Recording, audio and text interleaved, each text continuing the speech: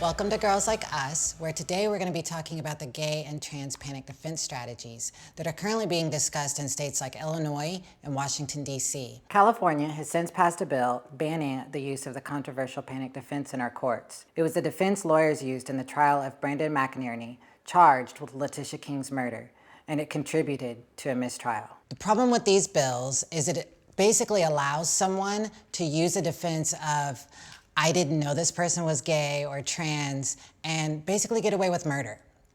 It's happened in many cases in the past, started in '65, and we have seen the loss of several trans sisters due to this bill and this strategy. Today we have with us Ann Blakely. She is the founder and facilitator of Trans Alliance Ventura. We want to thank you so much for being with us today. Thank you. It's Welcome. Welcome. It's nice for you to be here. Yes. For the inner show. One of the more recent murders that we've seen happened in Ventura County. Yes. And it was with what the news outlets reported as Larry King, but we know better, it was Letitia King. All too often today in America, being or just seeming to be gay can be dangerous. 911 emergency, this time. Shots were fired. When I found out someone got shot, I knew automatically that it was Larry. Peace is free! Students marched in memory of Lawrence Larry King, the 15-year-old student police say was gunned down by a classmate because he was openly gay. It's inconceivable that anybody could be that angry at a kid that was that nice. Students say he became the subject of taunts and bullying in school after speaking out about his sexual orientation and reportedly wearing makeup, lipstick, and jewelry to school. On February 12th, 14-year-old Brandon McInerney shot King in the head in the school's computer lab. He wanted to be called Letitia.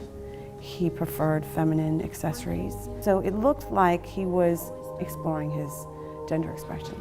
Can you tell us a little bit more about that and what your organization does? Yeah, in 2008, what we did was we developed a Trans Alliance Ventura, which is the first support transgender and gender nonconforming support group in Ventura County.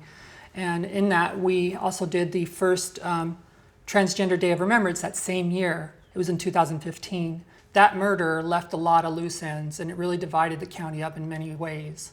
So we used that as an educational tool to tell people why it's so important to see transgender people and not as something other than. My issue with the trans defense strategy, the trans panic defense strategy, is that what if the person already knows that we're trans because we disclosed it, or they already knew, and a whole month goes by, 6 months go by, and then all of a sudden, because they're insecure about it, they decide, I'm gonna attack this person, I'm gonna kill this person, and then what then? You know, what happens then? It's like, well, we did our part.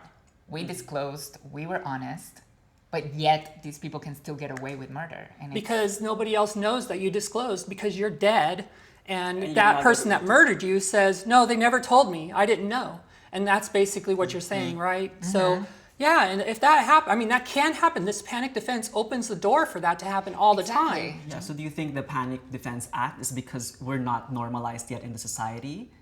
Is that what you're trying to get at? Anybody who is objectified in some way as being seen other than in any type of way. So there's religious fanatics that do that. There's people that are bigoted. They see other races as other than human, other than what equal. Anytime you have a group that is other than, then that can be used as a way of saying, well, I'm justified in what I do to this person.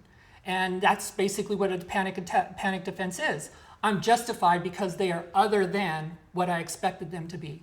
And that's not excusable. Does a family member always have to be active or an advocate just for something to be heard? You know, that's not the case a lot of times, especially in the transgender community. More often than not, the parents or the family disowns the transgender person, and that ends up being something that is very traumatic for that person. They end up even living on the streets, moving into drugs, into something else that maybe they don't want to do because they have to survive. Unfortunately, society still sees us as something other than a woman. And that's the problem. So this panic defense is a matter of seeing us other than what we see ourselves. And that in itself is detrimental to us. It's really hurting us as far as our society goes. And as long as we're not normalized in this society, we will always have this kind of thing. These kind of things happen to us in courts, in jobs, in housing, in education in schools, in legal actions. All these things will always happen. So we have to do something to more normalize transgender and gender nonconforming in this society. And luckily, that's what we do. Yeah, and luckily, and that's even, there's other organizations in California like Equality California who kind of spearheaded the AB 2501 Gay Panic Defense Strategy bill. Recently, in the past couple of years, they ran Transform California, which was to educate basically all of California about who we are in the trans community. Because even though we see it as different, trans as being different than the LGBT rest of the community, we're still under one umbrella as a family and as a community and fighting for the same equal rights.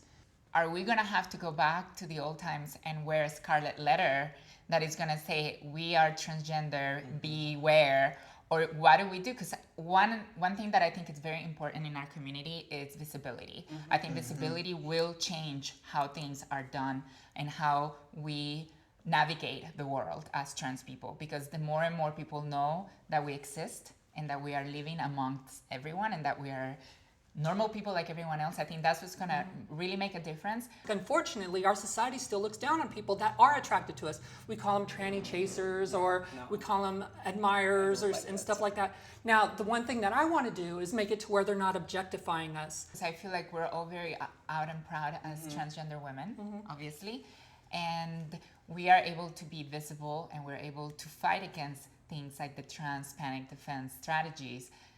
But what about the people that are also transgender that don't want to be out and proud, that are simply wanting to live a quiet, quote unquote, normal life? I think it's a matter of personality. So some people are those that advocate for others. Some people are just the ones that just want to live their lives.